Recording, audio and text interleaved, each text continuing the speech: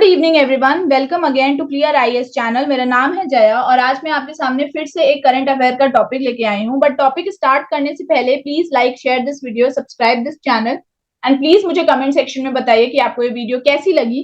And अगर आपको कोई भी डाउट हो देन प्लीज वो भी कमेंट सेक्शन में जरूर मेंशन करिएगा। Also go check out clear IAS website, वहां पे आपको comprehensive notes, video lectures, test series and बाकी के सारे study materials like value added resources, current affair and जितने भी इंपॉर्टेंट स्टडी मटेरियल्स हैं आपके एग्जाम से रिलेटेड वो सब वहां पे अवेलेबल हैं। So go check out clearias.com and please like share this video and subscribe this channel. So अब हम बढ़ते हैं अपने टॉपिक की तरफ। सो आज का ये वीडियो है नेशनल लॉजिस्टिक पॉलिसी के बारे में। पीएम मोदी ने लॉन्च किया है national logistic policy. So main M इस पॉलिसी को लॉन्च करने का यही है कि जो इंडिया में जो लॉजिस्टिक कॉस्ट है वो बहुत ज्यादा है as compare to other developed economies. So अगर हमें अपना मैन्युफैक्चरिंग ज्यादा करना है, एक्सपोर्ट ज्यादा करना है, उसके लिए सबसे ज्यादा इंपॉर्टेंट होता है लॉजिस्टिक सेक्टर।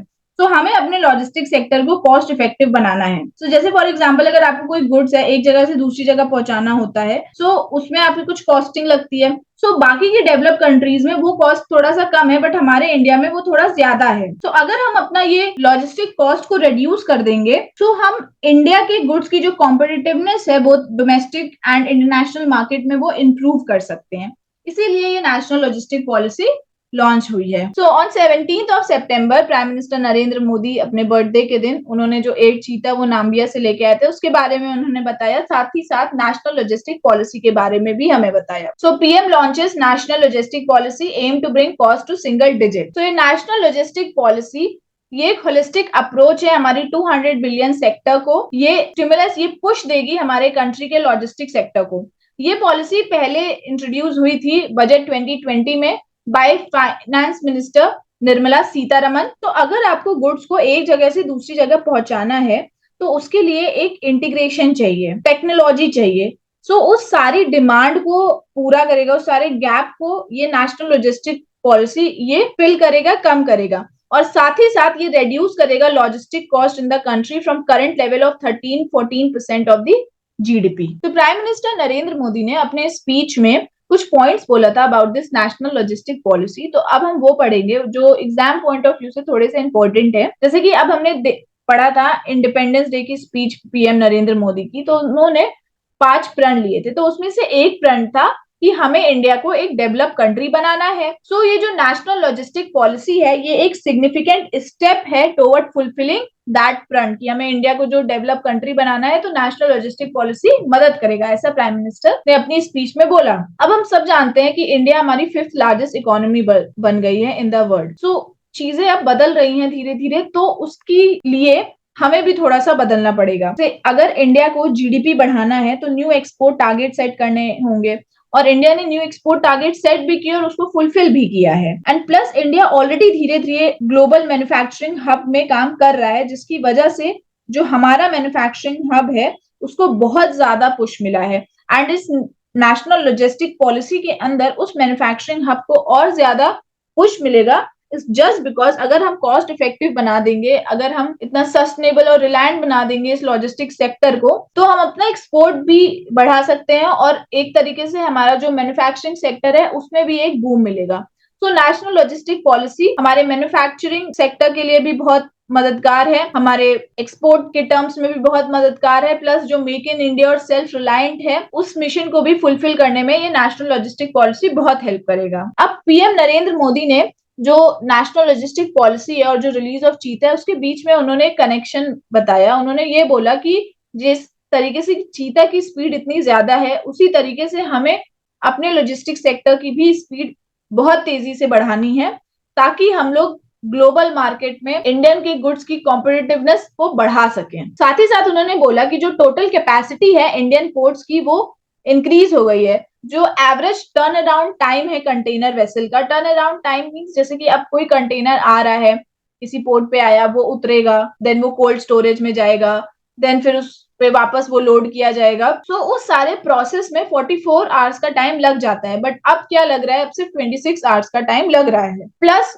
एक्सपोर्ट को प्रमोट करने के लिए 40 एयर कार्गो कंस्ट्रक्ट हुए हैं, 30 एयरपोर्ट्स में कोल्ड स्टोरेज फैसिलिटीज प्रोवाइड की जाएंगी एंड 35 मल्टी मॉडल हब्स भी बनेंगे। कोल्ड स्टोरेज इसलिए बिकॉज अब कोई पेरिशेबल कमोडिटी आ रही है बाहर से, अब हमें उसको एक्सपोर्ट करना है, किसी स्टेट से अब कोई पेरिशेबल कमोडिटी आ रही है, उसे एक्सपोर्ट करना है, या उसको इंडिया में ही अपने आपस के स्टेट में ही अगर उसको इधर से उधर ट्रांसपोर्ट करना है, तो उसको कोल्ड स्टोरेज में एक तरीके से रखना थोड़ा जरूरी हो जाता है। बिकॉज अगर आपकी शाम को कोई कमोडिटी है, अब रात में ट्रांसपोर्ट नहीं हो रहा है, उसका नेक्स्ट डे ट्रांसपोर्ट हो रहा है, तो इसीलिए उसे कोल्ड स्टोरेज में रखना जरूरी है, नहीं तो वो खराब हो जाएगा और लॉस फेस करना पड़ेगा। सो 30 एयरपोर्ट्स पे कोल्ड स्टोरेज फैसिलिटीज भी प्रोवाइड की जाएंगी, ताकि जो पेरिशेबल कमोडिटी है वो खराब ना हो और लॉस ना हो। देन वाटरवेज के through eco friendly and cost effective transportation भी होगा, और बहुत सारे नए वाटरवेज भी कंट्री में बनाए जाएंगे, ऐसा पीएम नरेंद्र मोदी ने बोला है अपनी स्पीच में। अब हम एम देखते हैं पॉलिसी का। अब कोई भी पॉलिसी पढ़ते हैं तो उसका एम जानना बहुत जरूरी होता है, तो अब हम इस पॉलिसी का भी एम देखते हैं। सो इंडिया का जो लॉजिस्टिक सेक्टर है वो बहुत ही अनऑर्गेनाइज्ड और फ्रेगमेंटेड है, जिसकी वजह से जो कंट्री का लॉजिस्टिक कॉस्ट है वो 14 to 15% है of the GDP, as compare to other developed nation जैसे कि सिंगापुर और यूएस, उसका सिर्फ 7 to 8 ही परसेंट है। तो जिसकी वजह से हम अपना जो कॉम्पिटिटिवनेस है इंडियन गुड्स का डोमेस्टिक एंड इंटरनेशनल मार्केट में वो इम्प्रूव नहीं कर पा रहे हैं। सो ये जो नेशनल लॉजिस्टिक पॉलिसी होगी ये इसी कॉस्ट को ये कम करेगा। साथ ही साथ ये एक data driven decision support mechanism भी क्रिएट करेगा, जिससे लॉजिस्टिक इकोसिस्टम एफिशिएंट बनेगा। एंड यहाँ पे लॉजिस्टिक परफॉर्मेंस इंडेक्स 2018 में हमारी रैंक 44 है। देन जर्मनी है, then Sweden, then Belgium, then Austria, then Japan. So by 2030 हमें अपनी जो रैंकिंग है लॉजिस्टिक परफॉर्मेंस इंडेक्स में वो 25 करनी है, टॉप 25 में आना है। तो नेशनल लॉजिस्टिक पॉलिसी हमारी इस मिशन में मदद करेगा। ये पॉलिसी डेवलप करेगी एक technologically enabled, integrated, cost efficient, resilient, sustainable and एक ट्रस्टेड लॉजिस्टिक इकोसिस्टम, जिससे एक एक्सेलरेटेड एंड एक इंक्लूसिव ग्रोथ होगा हमारे लॉजिस्टिक सेक्टर का एंड हमारी इकोनॉमी का एज वेल। प्लस ये नेशनल लॉजिस्टिक पॉलिसी एक तो लॉजिस्टिक कॉस्ट को कम करेगा, जब लॉजिस्टिक कॉस्ट को कम करेगा तो एक पुश देगा इंटरनेशनल ट्रेड में। हमारा जो डिमांड है इंडियन गुड्स का वो इंटरनेशनल मार्केट में भी बढ़ेगा because of this national logistic policy, जिससे इंडिया आत्मनिर्भर, सेल्फ रिलायंट भी बनेगा एंड ऑल्सो एक नई अपॉर्चुनिटीज भी हमारे स्टार्टअप्स को मिलेगी, एम्प्लॉयमेंट भी जनरेट होगा इस नेशनल लॉजिस्टिक पॉलिसी के अंदर। तो ये नेशनल लॉजिस्टिक पॉलिसी एक तरीके से होलिस्टिकली बहुत बेनिफिशियल है हमारे कंट्री के लिए। लॉजिस्टिक सेक्टर हो गया, अपॉर्चुनिटीज प्रोवाइड कर रहा है, लॉजिस्टिक सेक्टर के कॉस्ट को कम कर रहा है, इंटरनेशनल ट्रेड बढ़ाएगा। सो इन सब में हमारा नेशनल लॉजिस्टिक पॉलिसी हेल्प कर रहा है। सो एक बहुत ही महत्वपूर्ण कदम है गवर्नमेंट का toward the logistic sector, toward the growth of our economy. साथ ही साथ ये पॉलिसी बहुत बेनिफिशियल होगी हमारे फार्मर्स के लिए। अब फार्मर्स जैसे कोई कमोडिटी लेके आते हैं, उनको ट्रांसपोर्ट करना होता है, तो कभी कभी बहुत देरी हो जाती है ट्रांसपोर्ट करने में, तो फिर उनकी जो कमोडिटी होती है, जो उनका प्रोडक्ट होता है, वो क्या होता है, वेस्ट हो जाता है।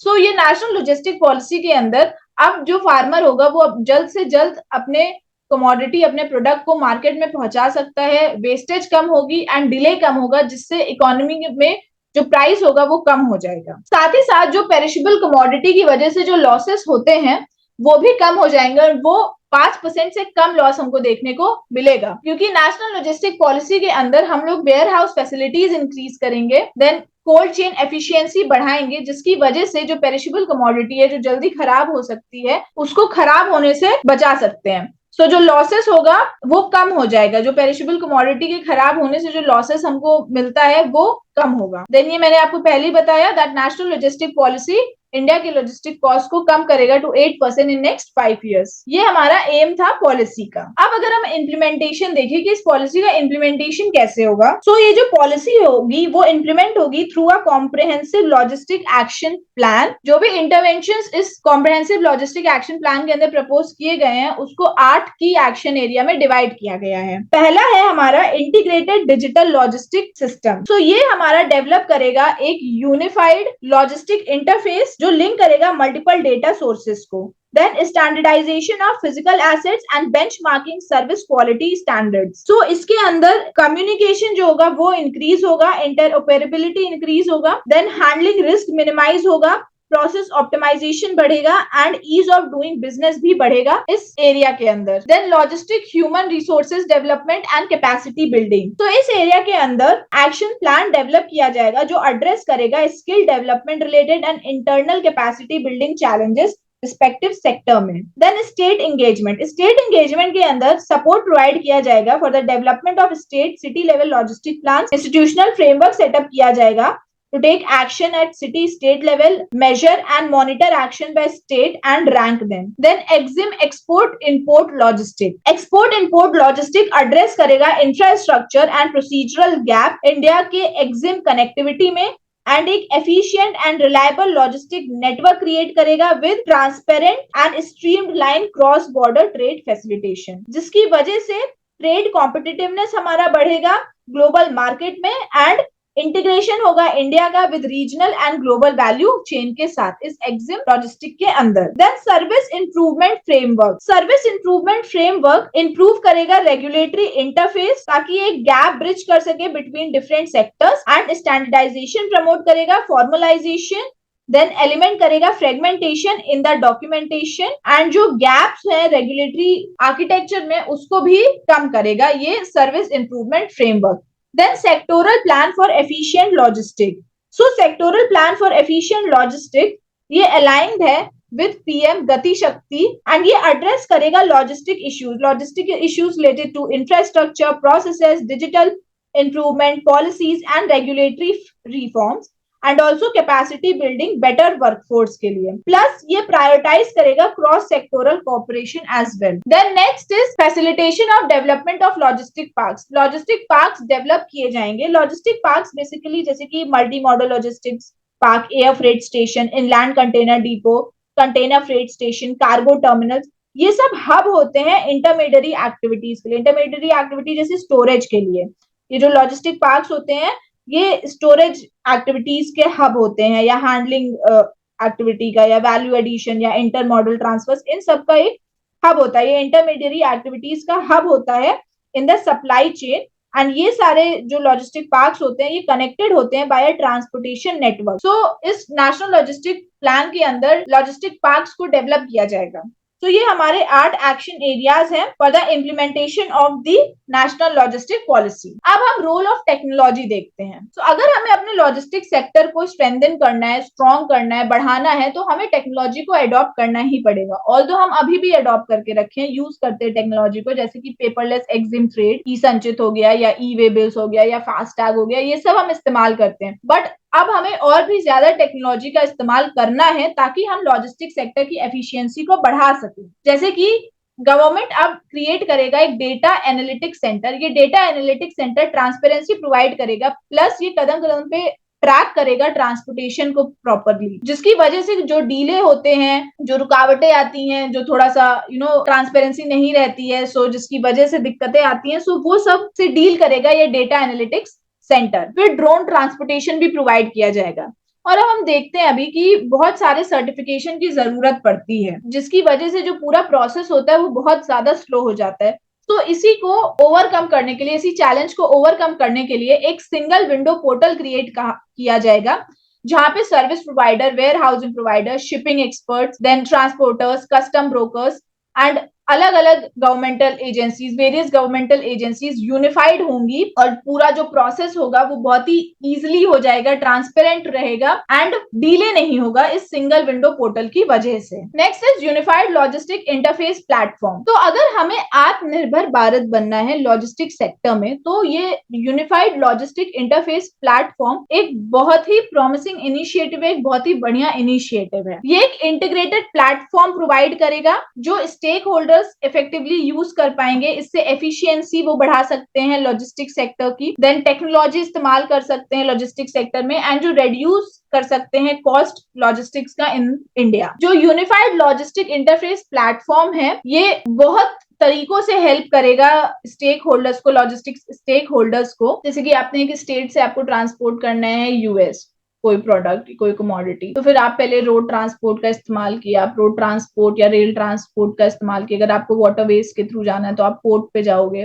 तो बीच बीच में आपको वेरियस डिपार्टमेंट से कुछ फॉर्मेलिटीज पूरी करानी रहती है, मिनिस्ट्री से फॉर्मेलिटीज पूरी करानी रहती है, जिसकी वजह से पूरे प्रोसेस में काफी टाइम लग जाता है। तो ये जो यूनिफाइड लॉजिस्टिक इंटरफेस प्लेटफॉर्म होगा ये पीएम गति शक्ति जो है हमारा उसके साथ काम करेगा, जिसे एक डिजिटल प्लेटफॉर्म प्रोवाइड करे होगा, जिसकी वजह से जो वेरियस मिनिस्ट्रीज हो गए या फिर डिपार्टमेंट्स हो गए वो एक जगह पे आ सकेंगे। तो पूरे जो प्रोसेस में टाइम कम लगेगा, वो स्लो कम होगा, और हमारा अगर कोई पेरिशेबल कमोडिटी है जो खराब होने का डर है तो उसका भी लॉस हमारा कम हो जाएगा। तो ये एक डिजिटल प्लेटफॉर्म प्रोवाइड करेगा for the integrated planning and implementation of the projects with PM गति शक्ति। एंड ये सिंगल विंडो प्लेटफॉर्म देगा, जो मैंने आपको पहले ही बताया, जो एफिशिएंसी और ट्रांसपेरेंसी लाएगा लॉजिस्टिक इंडस्ट्री में, प्लस इंडिया को कॉस्ट कॉम्पिटिटिव एंड आत्मनिर्भर भी बनाएगा लॉजिस्टिक सेक्टर में। Prime minister said the unified logistic interface platform will bring all the digital services. So ये जो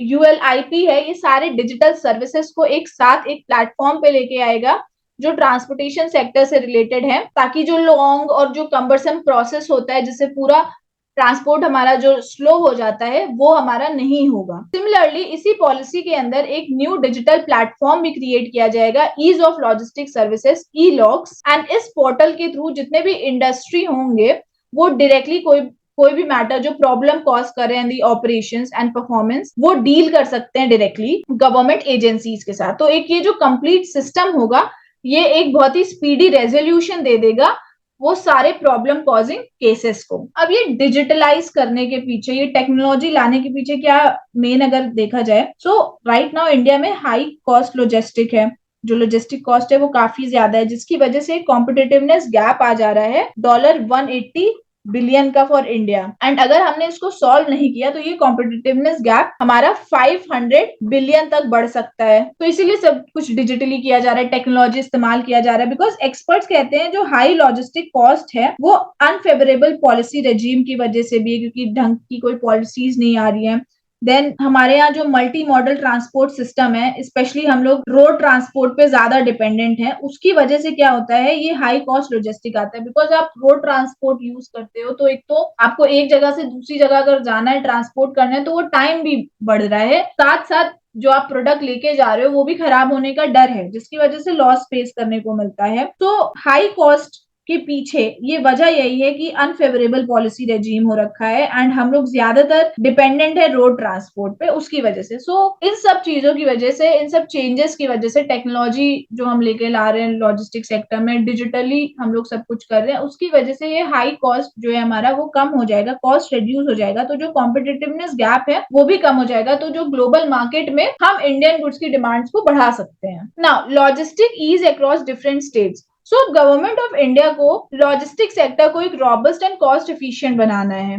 सो इस विजन को फुलफिल करने के लिए जो लॉजिस्टिक डिवीजन है, department for promotion of industry and internal trade, ministry of commerce and industry, वो annual logistic ease across different state survey लेंगी सारे स्टेट एंड यूटीज में, ताकि वो असेस कर सके एंड सजेस्ट कर सके अलग अलग improvement, various improvement logistic sectors में ऑफ द कंट्री। अगर कोई प्रॉब्लम है किसी भी स्टेट या यूटी के लॉजिस्टिक सेक्टर में, लॉजिस्टिक डिवीजन में, सो उसको इंप्रूव कर सके, सजेस्ट कर सके, इसलिए ये logistic ease across different states भी लाया जाएगा under this national logistic policy. अब सब डिजिटली कर रहे हैं, टेक्नोलॉजी भी ला रहे हैं, लॉजिस्टिक सेक्टर को भी बढ़ाना है, स्ट्रेंथन करना है, बट साथ ही साथ गवर्नमेंट इन्वायरमेंट पे भी फोकस करेगा। सो ये जो लॉजिस्टिक पॉलिसी होगी ये बहुत ज्यादा एनर्जी एफिशिएंट भी होगी, एज वेल एज ये ग्रीनर फ्यूल्स यूज करेगी, जिससे जो कार्बन फुटप्रिंट है वो कम हो सके। सो गवर्नमेंट इन्वायरमेंट की तरफ भी ध्यान देगी। हमें ग्रोथ करनी है पर हमें इन्वायरमेंट को हार्म नहीं करना है, हमें सस्टेनेबल ग्रोथ करना है। तो जिसकी वजह से एक energy efficient means of transportation government use करेगा एंड ग्रीनर फ्यूल्स यूज करेगा। एंड ऐसे व्हीकल्स यूज करेंगे मीन्स जो इको फ्रेंडली हो, नॉइस फ्रेंडली हो, इमिशंस कम हो, वेस्टेज कम हो, तो ऐसे व्हीकल्स यूज किया जाएगा, इलेक्ट्रिकल व्हीकल्स यूज किया जाएगा। अगर हमें कार्बन फुटप्रिंट कम करना है, हमें इको फ्रेंडली करना है पूरे प्रोसेस को, तो हम वाटरवेज को यूज कर सकते हैं। पहला वाटरवे अगर देखेंगे तो गंगा रिवर, गंगा वाटरवे है। सो उसके थ्रू हम लोग अलग अलग स्टेट्स में पहुंचा सकते हैं अपने प्रोडक्ट को शिपमेंट के थ्रू, लाइक कोलकाता या हल्दिया। तो उससे क्या होगा, एक तो इको फ्रेंडली होगा, कार्बन फुटप्रिंट कम होगा और कॉस्ट इफेक्टिव भी हमारा बनेगा। देन साथ ही साथ new logistic policy green principle को इम्प्लीमेंट करेगा in functioning of warehouses. अगर आप 100 रुपए खर्च कर रहे हो किसी भी प्रोडक्ट को ट्रांसपोर्ट करने में, एक जगह से दूसरी जगह, किसी भी गुड्स को एक जगह से दूसरी जगह ट्रांसपोर्ट करने में, लॉजिस्टिक्स में 100 रुपए खर्च कर रहे हो, तो जो 10% होता है वो वेयर हाउस में जाता है। सो हम जो वेयर हाउस का भी जो यूज करेंगे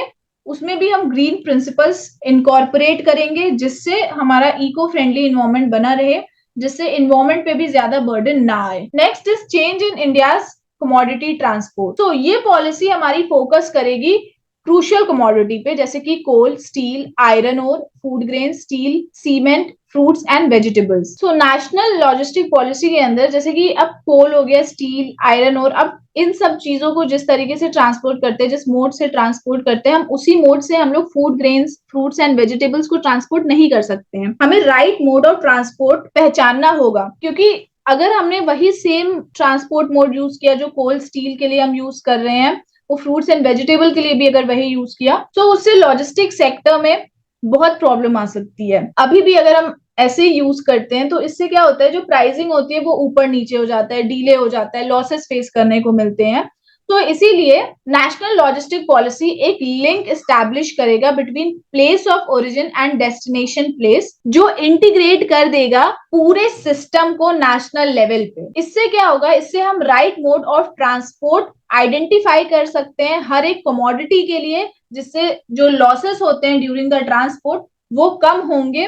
सो लॉजिस्टिक्स पे बर्डन कम पड़ेगा, तो हमारा लॉजिस्टिक सेक्टर क्या करेगा, ग्रो करेगा। तो ये नेशनल लॉजिस्टिक पॉलिसीज के अंदर ही एक इंटीग्रेशन भी हम लाएंगे सेंट्रल लेवल पे, जैसे कि अभी जो लॉजिस्टिक वैल्यू चेन है वो अलग अलग मिनिस्ट्रीज हैंडल करती हैं, जैसे road transport and highway, shipping, railways and civil aviation and clearance अलग डिपार्टमेंट्स प्रोवाइड करते हैं, जैसे central drug standard control organisation and FSSAI. So NLP के अंदर क्या होगा, इंटीग्रेशन लाया जाएगा एक सेंट्रल लेवल पे, जिससे एक ट्रांसपेरेंसी मेंटेन रहे और एक डिले ना हो, एक बहुत ही एफिशिएंट इन्वायरमेंट हमारा बना रहे, इकोसिस्टम हमारा बना रहे लॉजिस्टिक सेक्टर में। अगर हम देखेंगे किन स्टेट्स ने ऑलरेडी लॉजिस्टिक पॉलिसीज फॉर्म कर ली हैं, तो वो कौन कौन सी हो गई, आंध्र प्रदेश हो गई, आसाम, छत्तीसगढ़, गुजरात, हरियाणा, हिमाचल प्रदेश, केरला, मध्य प्रदेश, महाराष्ट्र, मिजोरम, मणिपुर एंड राजस्थान। प्लस जो 13 स्टेट्स हैं वो अभी भी ड्राफ्ट स्टेजेस पे हैं। सो इन स्टेट्स में ऑलरेडी लॉजिस्टिक पॉलिसीज फॉर्म हो गई हैं, बाकी की स्टेट्स अभी भी ड्राफ्ट स्टेज में है, तो करेंगे। जस्ट बिकॉज अगर हमें क्विक लास्ट माइल डिलीवरी चाहिए एंड ट्रांसपोर्ट रिलेटेड चैलेंजेस को अगर हमें टैकल करना है, टाइम एंड मनी को सेव करना है ऑफ द मैन्युफैक्चरर, वेस्टेज को प्रिवेंट करना है ऑफ एग्रो प्रोडक्ट्स, तो नेशनल लॉजिस्टिक पॉलिसी इन सब में हेल्प कर सकता है। अगर जो इश्यूज है रिलेटेड टू लॉजिस्टिक्स वो कम होंगे, तभी कंट्री का एक्सपोर्ट बढ़ेगा, स्मॉल इंडस्ट्रीज एंड जो लोग काम करते हैं उस सेक्टर में उनका बेनिफिट होगा। सो लॉजिस्टिक सेक्टर को स्ट्रेंथन करने से सिर्फ आम आदमी की लाइफ ही ईज आउट नहीं होगी या कंट्री का एक्सपोर्ट ही सिर्फ नहीं बढ़ेगा, बट जो लेबर्स और जो वर्कर्स जो काम करते हैं उस सेक्टर में उनका भी ग्रोथ होगा। बिकॉज नेशनल लॉजिस्टिक पॉलिसी के पास एक इमेंस पोटेंशियल है for the development of infrastructure, for the expansion of business and for increasing the employment opportunities as well. And ये नेशनल लॉजिस्टिक पॉलिसी हमारे लॉजिस्टिक कॉस्ट जो है India के वो कम करेगा, जिसकी वजह से जो कॉम्पिटिटिवनेस होगा इंडियन गुड्स का वो domestic as well as export markets दोनों में बढ़ेगा, एफिशिएंसी बढ़ेगी लॉजिस्टिक सेक्टर की, and entire logistic ecosystem, entire logistic sector का एक तरीके से डेवलपमेंट होगा। And this policy it is an endeavour to improve the competitiveness of Indian goods, it will enhance the economic growth and also it will increase the employment opportunities. So that's all for today. Please आप अपना opinion मुझे comment section में बताइए कि आपको क्या लगता है इस नेशनल लॉजिस्टिक पॉलिसी के बारे में। अगर आपको कोई डाउट हो देन प्लीज वो भी कमेंट सेक्शन में जरूर लिखिएगा। Thank you and all the best for your preparation.